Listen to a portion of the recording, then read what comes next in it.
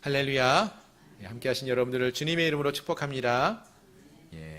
벌써 2025년의 마지막 송년주일이 되었습니다. 할렐루야. 은혜로운 한 해가 되셨습니까? 만족스러운 한 해가 되셨습니까? 점점 아멘 소리가 작아지는 게 어떤 분들은 조금은 좀 후회스럽거나 아쉬운 한 해가 아니었을까라는 생각도 듭니다. 혹시나 그렇다면은 다가오는 새해가 우리에게 또 있죠. 이 새해에 또 하나님의 은혜가 우리 가운데 충만히 임하기를 소망하고요. 좀 더 힘을 내어서 우리가 새해에는 믿음으로 승리하는 그러한 은혜가 있기를 소망합니다. 그리고 이 마지막 오늘 주일 예배와 이제 성구영식 예배도 있고 새벽 예배도 있는데 이 마지막 2025년도를 잘 마무리하여서 우리가 하나님 앞에 믿음으로 잘 설 수 있는 은혜가 있기를 소망합니다. 오늘 말씀 바로 살펴보기 원하는데요. 오늘은 우리가 이 한 해를 마감하면서 우리가 지난 그 한 해 동안에 수요일 날 여호수아서 말씀을 함께 살펴보았는데 오늘 그 마지막 말씀을 송년주일에 함께 살펴보려고 합니다. 신약 성경에서 보시면 디모데후서라는 성경이 있습니다. 이 성경은 사도 바울이 그가 사랑하던 영적인 아들 디모데에게 쓴 마지막 편지, 그러니까 유언과 같은 메시지를 담은 그러한 편지로 알려져 있습니다. 근데 그러한 디모데 후서와 같은 그 메시지를 담고 또 역할을 하는 것이 이 여호수아서에서는 여호수아서 23장, 24장의 말씀이에요. 즉 오늘 본문의 말씀은 여호수아가 그가 일평생 동안 함께 동고동락해왔던 전투에서 생사를 함께 나누었던 생사고락을 함께 나누었던 그 사랑하는 이스라엘 백성들에게 남기는 마지막 유언과 같은 메시지, 그 메시지를 담고 있다라는 것이죠. 따라서 이것에서 기록된 이 말씀들은요, 많은 생각을 여호수아가 품고 있다가 그가 마지막으로 그가 사랑하는 이들에게 어떤 말을 남길까 고민하면서 남기는 정말로 귀중한 소중한 메시지를 담고 있다라는 것을 우리가 알 수 있습니다. 자, 그럼 여호수아는 이곳에서 그가 사랑하는 백성들에게 어떤 메시지를 전하고 있었을까요? 사실 23장도 우리가 살펴보긴 했는데 23장은 이스라엘의 지도자들에게 중심으로 그 메시지를 전하고 있다면은 24장은 이제 모든 이스라엘 백성들 전체에게 남기는 말씀이에요. 그래서 사실은 더 그 메시지가 강력하기도 하고 모든 대중들에게 꼭 남기고 싶은 소중한 말을 담고 있다라는 것을 알 수 있습니다. 그럼 과연 어떤 내용들을 이곳에서는 말하고 있을까 살펴보시면은요. 먼저 오늘 본문의 말씀은 이제 1절부터 13절까지와 14절부터 그 이후에 나오는 말씀으로 좀 단락을 나누어서 생각해 볼 수 있겠는데 먼저 처음 나오는 이야기를 좀 보시면은요. 이곳에서는요. 이제 여호수아가 이스라엘의 조상인 아브라함 시대로부터 시작하여서 지금 이 여호수아가 살고 있는 시대에 가나안 땅을 정복하고 그 가나안 땅에 정착하여 살게 되었던 그 시간까지 하나님이 어떻게 그들의 역사 가운데서 함께 해오셨는지 그 사실을 쭉 기록하고 있습니다. 그래서 여러분 보시면은요, 2절 말씀부터 보시면은 제일 처음 이 여호수아가 말하고 있는 것이 먼저 이 이스라엘 백성들의 조상으로 여겨지는 이 아브라함에 관한 이야기를 합니다.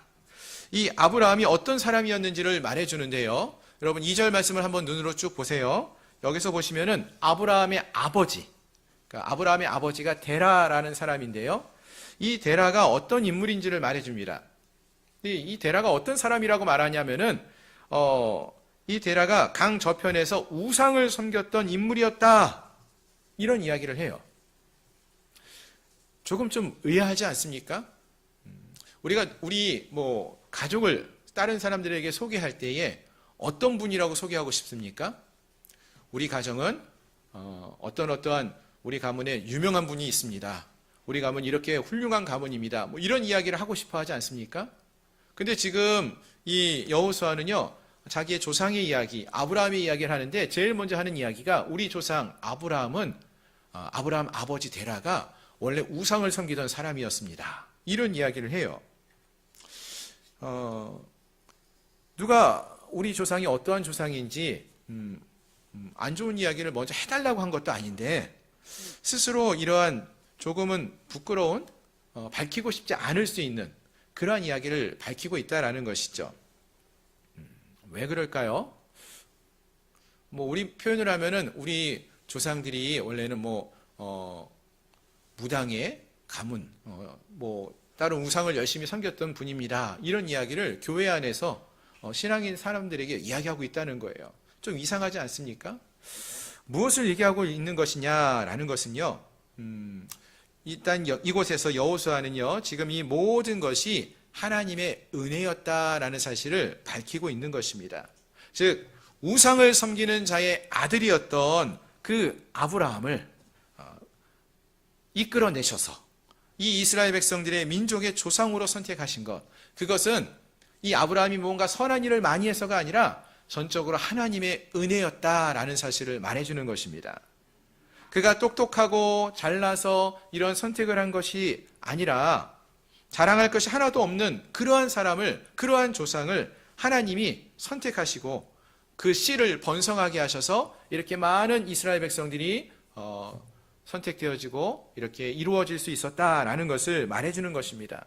또 그 이후에도요, 계속되어지는 말씀을 보시면은 이삭을 주신 것, 야곱과 에서를 주신 것, 또 모세와 아론을 통해서 애굽에서 종살이하던 이스라엘 백성을 출애굽시켜 주신 모든 것들, 이 모든 것이 다 하나님의 은혜라는 것을 말해주고 있다는 거예요. 그래서 여러분 이 24장 2절부터 13절까지 나오는 말씀을 보시면은요, 그 주어가 누구라고 이야기합니까? 내가라고 그래요. 제가 아까 성경을 말씀을 읽을 때 사실은 내가라고 좀 강조점을 넣어서 읽었는데 혹시 인식을 하고 들으셨는지 모르겠어요. 이 내가가 누구예요? 그럼 여호와 하나님이셔요. 예, 2절에 보시면 여호수아가 모든 백성에게 이르되 이스라엘의 하나님 여호와께서 이같이 말씀하시기를, 이 여호수아가 얘기하고 있지만 하나님, 여호와 하나님의 말을 전하는 것이거든요. 여호와 하나님께서 말하는 것입니다. 내가 너희의 조상 아브라함을 강 저쪽에서 이끌어내어 또 내가 모세와 아론을 보내었고 내가 너희의 조상들을 인도하여 내었고 내가 또 너희를 인도하여 요단 저쪽에 거주하는 아모리 족속의 땅으로 들어가게 하였고 내가 왕벌을 너희 앞에 보내어 아모리 족속의 두 왕을 너희 앞에서 쫓아내었다. 전부 다 내가 하나님께서 이 모든 일을 행하셨다라는 이야기예요. 그럼 이스라엘 백성들은 뭐 했어요? 맨 처음 얘기했죠. 아브라함의 아버지 데라는 우상을 섬기는 일을 했던 사람이에요. 그러니까 하나님은 다 이렇게 은혜로 이들을 이끌어 선택하시고 이끌어 오셨고 돌보아 주시고 하셨고 이스라엘 백성들은 우상을 섬기던 자였고 어떤 선한 일을 행한 자가 아니었다는 것이죠. 이 땅을 차지할 만한 어떠한 능력이거나 선한 일을 행한 자가 아니었다라는 것을 말하는 것입니다. 자, 그렇습니다. 광야에서 40년간 생활한 모든 것까지 하나님께서 이들을 보호하여 주셨고 공급해 주시는 일이 있었기 때문에 하나님의 은혜로 이들이 마침내 이곳까지 가나안 땅까지 입성할 수 있었던 것이라는 것을, 즉 이 모든 것이 하나님의 은혜였다는 사실을 이 여호수아가 말씀하고 있는 것입니다. 그렇습니다. 여호수아는 그의 눈에 흐르는 과거의 모든 일들을 회상하면서 이 모든 것이 하나님의 은혜였음을 깨닫게 되고 그것을 고백하고 있는 것입니다. 그래서 이제 이스라엘 백성들에게 이러한 이야기를 다 해주면서 너희는 이 하나님께서 어떠한 하나님이신지를 기억하라. 이 하나님이 우리의 하나님이 은혜로운 하나님, 우리에게 은혜를 베푸신 하나님이라는 것을 잊지 말고 기억하라. 이것을 말해주고 있는 것입니다. 왜 이렇게 여호수아가 이것을 강하게 이야기하고 반복해서 이야기하는 것일까요? 사실 이스라엘 백성들이 이 사실을 모르는 게 아니라 알고 있어요. 너무나 쉽게 이것을 잊어버리기 때문에 그렇습니다. 사실 이전에 이스라엘 백성들이요, 하나님의 큰 은혜로 홍해 바다를 걸어서 건너지 않았습니까? 근데 3일 만에 어떻게 됩니까? 그 은혜를 잊어버리고 마실 물이 없다고 하나님을 원망하고 왜 우리를 이 애굽 땅에서 이끌어내서 여기서 죽게 합니까? 원망했던 그러한 민족이 이스라엘 백성들이에요. 모세가 하나님의 말씀을 십계명을 받기 위해 시내산을 올라가서 40일 동안 있는데 그동안 하나님을 기억하지 않고 금송아지를 만들어서 우상을 섬기고 또 이런 어리석은 행동을 했던 게 이 이스라엘 백성들이었다는 것입니다. 그래서 여호수아는 이러한 그들의 조상들의 아픈 과거를 다시 한번 지적하면서 하나님의 은혜를 우리가 잊지 말아야 한다. 이것을 계속 말하고 있는 거예요. 하나님께서 행하셨다는 거예요. 내가 이 일을 행하였다. 하나님이 말씀하셨음을 반복적으로 말하고 있다는 것입니다. 자, 그렇다면 사랑하는 성도 여러분, 이 여호수아의 권고의 말씀, 권면의 말씀, 이 마지막 소중한 말씀을 단지 수천 년 전에 이 가나안 땅에 머물고 있는 이스라엘 백성들만 들어야 하겠습니까? 아니요. 오늘 이 시대, 오늘을 살고 있는 우리들도 이 이야기를 들어야 할 너무나 중요한 말씀이라는 것입니다. 여러분, 우리가 이 한 해를 살아오면서 어떠한 삶을 사셨습니까? 우리가 무엇을 이루어 오셨다고 생각하십니까? 아니요. 하나님이 행해 오셨어요. 하나님이 이끌어 주셨고 하나님이 돌보아 주셨어요. 우리에게 좋은 가정을 허락하신 것도 하나님의 은혜이고요. 또 우리에게 좋은 신앙생활을 할 수 있는 기회를 주신 것도 하나님의 은혜라는 것입니다. 그런데 우리에게 하나의 질병이 있죠. 건망증. 이 은혜를 너무나 쉽게 잊어버려요. 하나님의 은혜를 너무나 쉽게 잊어버린다는 것입니다. 바라는 것은 사랑하는 우리 양문교회 성도 여러분들은 하나님의 은혜를 기억할 수 있기를 소망합니다. 올 한 해 우리가 오늘까지 이렇게 살아올 수 있었던 모든 것들이 하나님의 은혜임을 기억하며 믿음의 삶을 살아갈 수 있기를 소망합니다. 여러분, 자기 손을 한번 봐보세요. 여러분 손을 보시면은요, 아마 어딘가에 여러분 상처가 있을 거예요. 그 상처가 왜 생겼을까요? 뭐 어떤 분들은 칼에 비는 손이 상처도 있을 것이고, 어떤 분들은 길을 가다가 넘어져서 생긴 상처도 있을 것이고, 또 어떤 분들은 어디 벽이나 나무에 부딪혀서 생긴 상처도 있을 거예요. 그 상처가 생겼을 때 그 아픔은 우리가 다 쉽게 지금은 잊고 있습니다. 아직까지도 그 아픔으로 인해서 내가 너무나 아프다 이렇게 말씀하시는 분은 없을 거예요. 하지만 남겨진 그 상처를 보면서 그때 이런 아픔이 있었지, 이것을 떠올리고 이것이 나은 것을 감사하게 생각하지 않습니까? 우리의 삶 속에서도요, 분명 힘들고 어려운 순간들이 있었습니다. 그랬을 거예요. 그러나 물론 지금은 이 시간이 다 지나가고 견뎌냈지만 그런 아픔의 시간들이 있었어요. 그러나 그때의 하나님의 은혜로, 하나님의 은혜 때문에 하나님이 함께 하셔서 우리가 그 시간을 견뎌내고 이겨낼 수 있었던 것을 우리가 기억할 수 있기를 바랍니다. 지난 한 해 힘들고 어려운 순간들이 있었는데 그 순간들 지내오고 보니까 하나님이 우리를 인도해 주셨고, 하나님이 우리를 돌보아 주셨고, 하나님이 우리를 붙들어 주셨고, 하나님이 그때마다 하나님의 사람들을 붙여주셔가지고 우리가 그 순간을 지내올 수 있지 않았습니까? 하나님의 은혜였음을 우리가 기억하면서 나아갈 수 있기를 소망합니다. 그렇습니다. 오늘 이 말씀이 수천 년 전 세겜 땅에서 외쳐진 이 하나님의 여호수아의 외침이 오늘 우리에게도 그대로 적용되어지고 필요한 말씀임을 기억하시며, 우리 모든 성도님들이 하나님의 은혜를 기억하며 하나님께 감사를 고백하며 살아가는 우리 모두가 될 수 있기를 소망합니다. 아멘.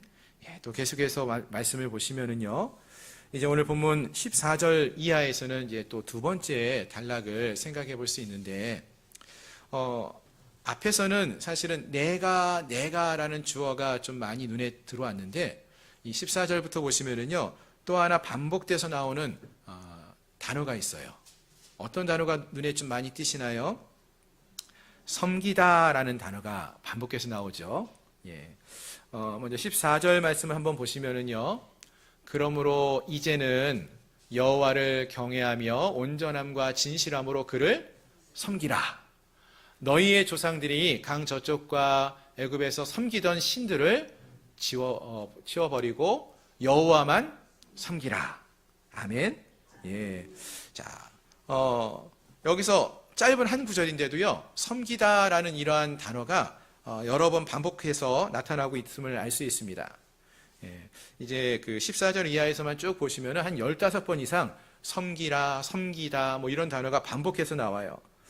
이렇게 짧은 구절 속에서 이렇게 많은 반복의 단어가 나오고 있다는 것은 그만큼 이 이야기가 중요하다는 이야기겠죠. 그럼 여러분, 섬긴다라는 게 어떤 의미가 있죠? 섬긴다는 건 어떤 의미를 우리가 이해합니까? 어떤 의미로? 열심히 일하라, 뭐 봉사하라, 이런 의미가 있죠. 예, 그런 의미도 있는데요. 성경에서 보시면은요, 이게 또 다른 의미가 있어요. 일단은 이 섬기다라는 단어가 히브리어로 원어에서는 어떤 단어가 사용하는지 아십니까? 혹시 기억하시는지 모르겠어요. 이 아바드라는 단어가 사용돼요. 또는 에베드라고도 사용됩니다. 에베드. 여러분 오늘 하나님께 뭐 하기 위해 나오셨어요? 에베드리러. 제가 좀 사투리를 써서 죄송한데 에베드리러. 에베드가 무슨 뜻일까요? 네, 섬기다라는 뜻인데요. 그 가운데는 예배를 드린다라는 의미가 있어요. 즉 하나님을 섬기다라고 했을 때 나오는 첫 번째 의미 중에 하나가 예배를 드린다는 거예요. 하나님을 예배한다. 그 뜻이 섬기다라는 이 에베드라는 단어가 예배를 드린다는 의미가 함께 있다라는 것입니다. 즉 하나님을 섬긴다라는 것은 하나님을 예배합니다. 예배 드린다라는 의미가 있다는 것이죠. 여러분 그럼 예배라는 것의 이 영어의 단어 어떤 단어인지 아시죠? 월십 서비스라고 합니다. 이 월십이라고 하는 것은요, 월드라는 그러한 단어의 어근과 같은 단어예요. 즉 가치라는 의미가 있어요. 하나님을 나의 삶의 가장 중요한 가치로 드리는 삶, 그것이 예배라는 뜻이 있어요. 즉 하나님을 예배하는 것이고 가장 소중한 의미, 가치 있는 일이 하나님을 예배하는 것이고 하나님을 경외하는 삶을 살아가는 것, 이것이 바로 우리가 하나님을 예배한다라는 의미가 있는 것입니다. 아멘. 예. 그래서 오늘 본문의 15절을 보시면 너무나 유명한 구절이 하나 나오는데요. 우리 15절 말씀 같이 한번 읽어보겠습니다. 15절 시작.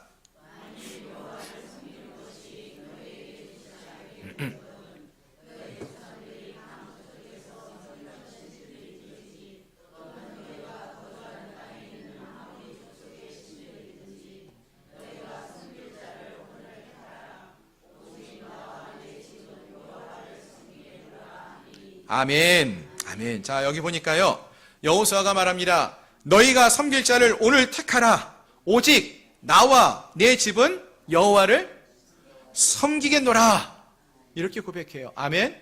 여호와만을 섬기겠습니다. 라고 고백해요. 무슨 말입니까? 여호수아는요, 자기와 자기의 가정이 가장 중요하게 여기는 것이 하나님을 섬기는 것, 하나님을 예배하는 것이다. 라고 고백하고 있다는 거예요. 아멘. 즉 나와 내 집은 하나님을 섬기고 하나님을 예배함이 우리의 삶의 가장 가치 있는 일이고 가장 소중한 일로 여기며 살겠다. 이 고백을 하고 있는 것입니다. 그러자 여호수아가 이렇게 고백을 하자 16절을 보시면은 이스라엘 백성들이 뭐라고 대답을 합니까? 16절 보시면은요, 예, 같이 한번 읽어볼까요? 시작. 백성이 대답하여 이르되 우리가 결단코 여호와를 버리고 다른 신들을 섬기지 아니하오리니. 아멘. 예. 이 마찬가지로 이들도 고백을 합니다. 즉 여호수아의 고백과 같이 이 이스라엘 백성들도 고백을 해요. 우리가 결단코 여호와를 버리지 않겠습니다. 다른 신들을 섬기지 않겠습니다. 다른 신들을 섬기지 않고 다른 신들을 예배하지 않고 다른 신들을 우리의 인생의 소중한 것으로 여기지 않고 하나님만을 섬기겠습니다. 하나님만을 예배하겠습니다. 하나님을 섬기는 것이 가장 가치 있는 일로 여기며 살겠습니다. 이러한 고백을 하고 있는 것입니다. 그렇습니다. 이 말씀이, 이 고백이 단지 여호수아와 그의 백성들만이 고백해야 할 그러한 믿음의 고백이겠습니까? 오늘 우리에게도 필요한 고백이 아니겠습니까? 오늘 이 시간 함께한 우리 모두에게도 이러한 고백이 있기를 소망합니다. 우리도 오직 여호와 하나님만을 섬기겠습니다. 우리도 여호와 하나님만을 예배하는 삶을 살겠습니다. 우리도 여호와 하나님을 예배하는 것이 우리의 삶의 가장 가치 있는 일, 가장 중요한 일로 여기며 삶을 살겠습니다. 이러한 고백이 우리에게 있기를 소망합니다. 아멘. 예. 그렇습니다. 이같이 여호수아는요, 그의 인생을 마무리하면서 그가 일평생 동안 함께 믿음의 길을 걸어왔던 그 사랑하는 이스라엘 백성들, 그들에게 이러한 이야기를 남기고 있었다는 거예요. 즉 여호수아가 가장 소중하게 여기는 것이 무엇인지, 가치 있게 여기는 것이 무엇인지, 하나님만을 섬기며 하나님만을 예배하는 그러한 삶을 살기를 결단하고 나감을 이야기하고, 그 이스라엘 백성들도 그러한 삶을 살기를 소망하며 이것을 외치고 또 권면하며 부탁하며 말씀을 마쳤다라는 것입니다.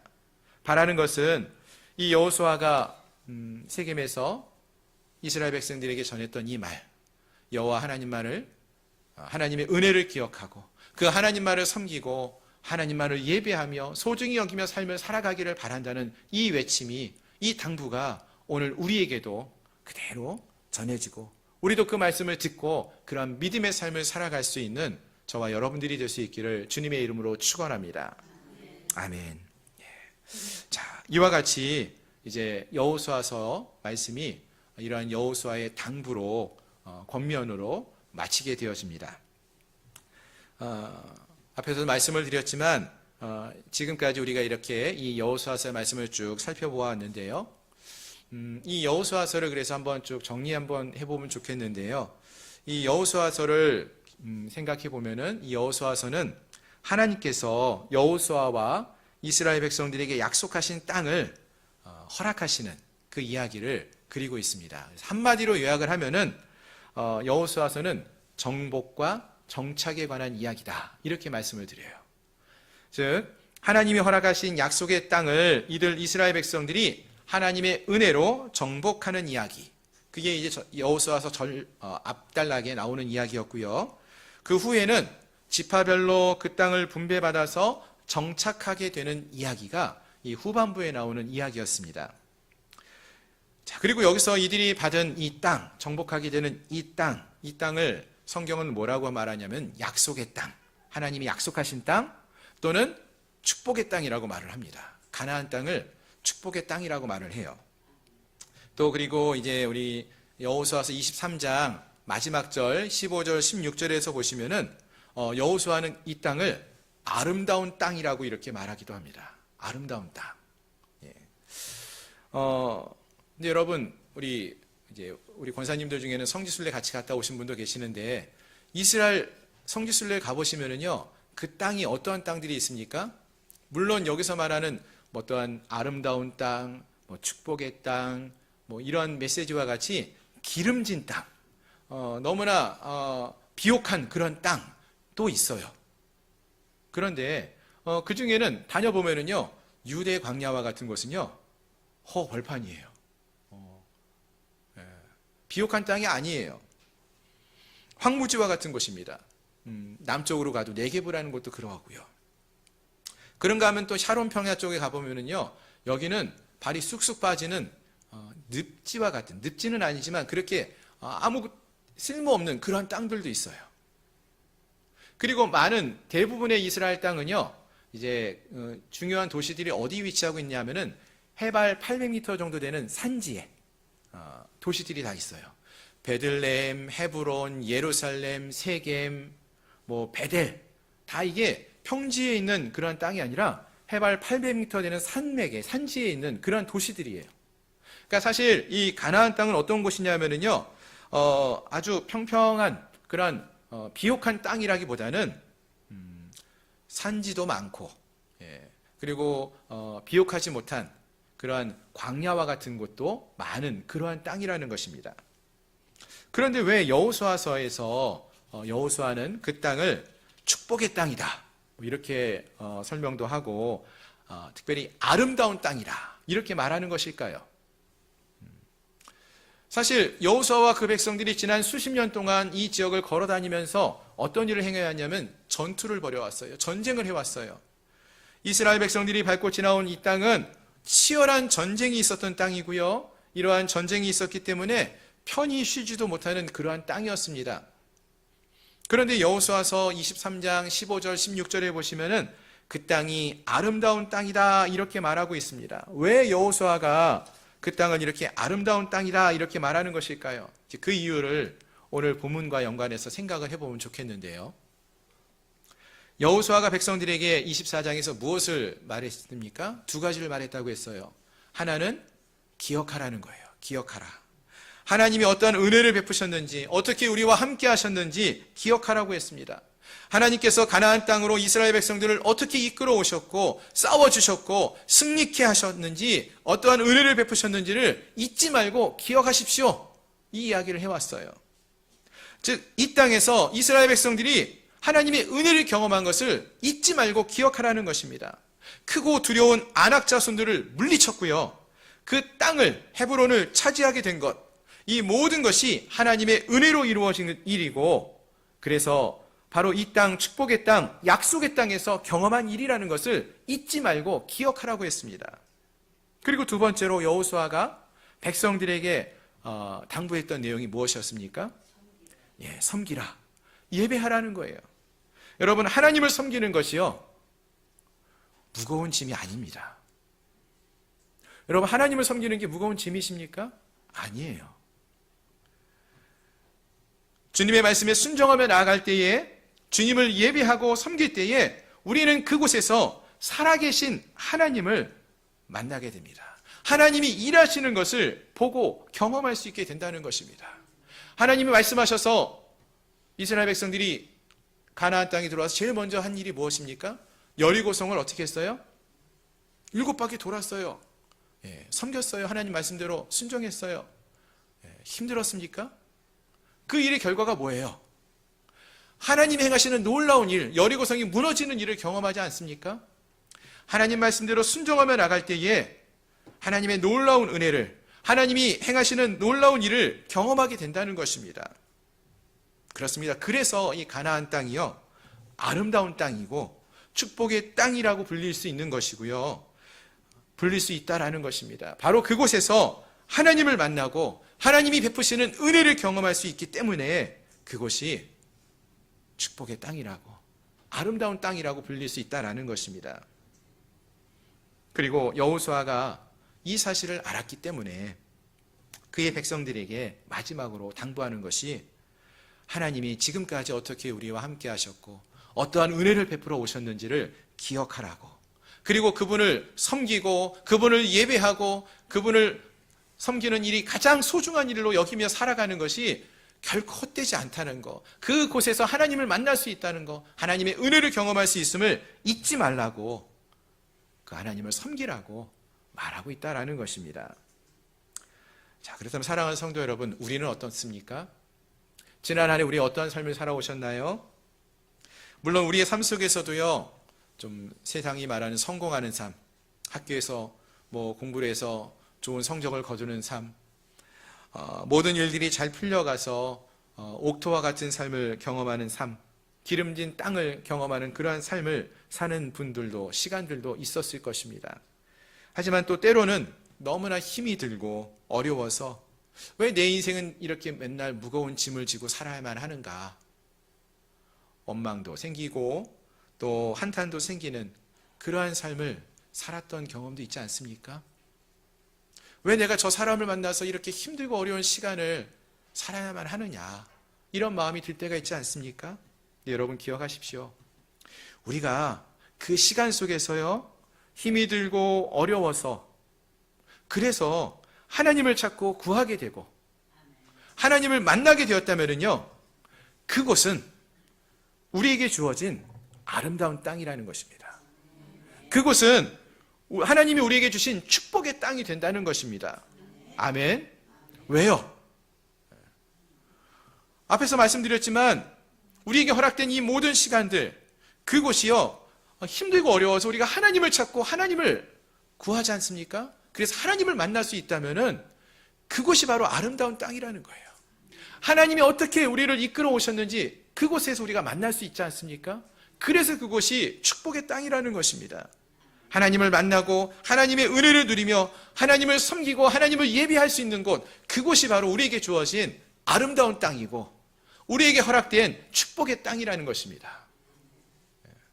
여러분, 지난 한 해 하나님이 허락하신 그 아름다운 땅에서 살아오셨습니까?